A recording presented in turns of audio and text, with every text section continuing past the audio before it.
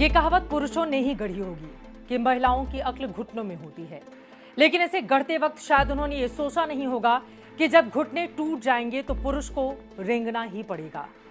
नमस्कार, आप देख रहे हैं आज तक डिजिटल। आपके साथ मैं हूं चित्रा त्रिपाठी।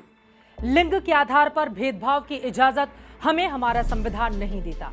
कानून कहता है कि जो इस तरह का भेदभाव करे उसके खिलाफ मुखर होकर अपनी आवाज को बुलंद करिए। हम बात कर रहे हैं बिहार के मुख्यमंत्री नीतीश कुमार की, जिन्होंने सदन में आज महिला विधायक को जो कहा उसने उनकी मानसिकता को उजागर कर दिया। नीतीश कुमार कोई छोटे मोटे नेता नहीं, 19 साल से बिहार के मुख्यमंत्री हैं।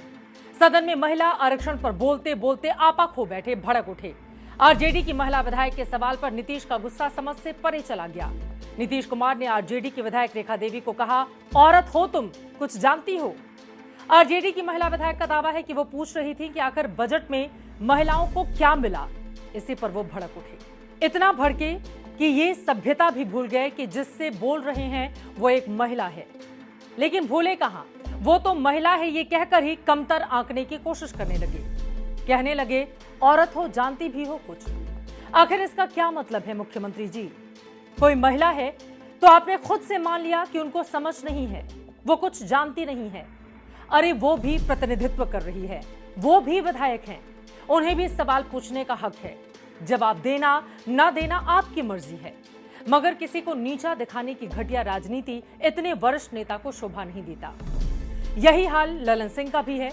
जब बिहार की पूर्व मुख्यमंत्री राबड़ी देवी ने देश के आम बजट पर अपनी प्रतिक्रिया देते हुए बिहार को विशेष राज्य के दर्जे की बात दोहराई, तो ललन सिंह ने कहा कि अब राबड़ी देवी बजट पर भी बोल रही हैं।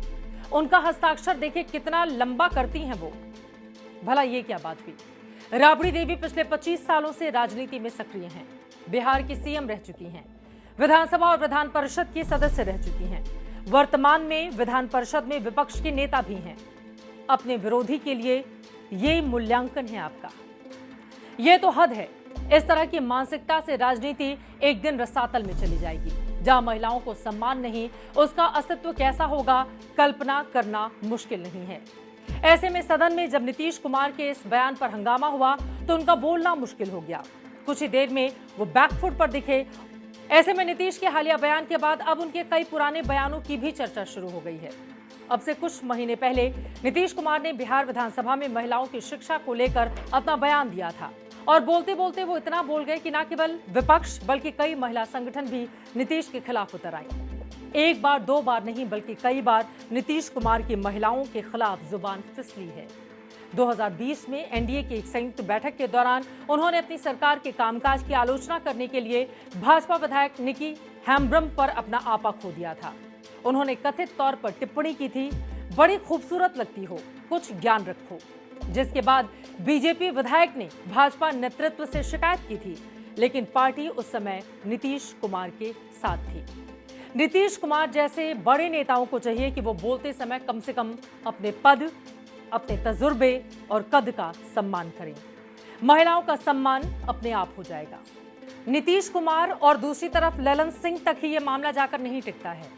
मल्लिकार्जुन खड़गे कांग्रेस पार्टी के अध्यक्ष हैं, बड़ा ओहदा रखते हैं, 82 साल के हैं, लेकिन उनकी ओर से सदन के भीतर राज्यसभा में बजट पर चर्चा के दौरान निर्मला सीतारमण वित्त मंत्री, जो कि 64 साल की हैं, उनको माता जी कहकर तंज कसते हुए संबोधित किया गया कि ये तो बहुत बोलती हैं।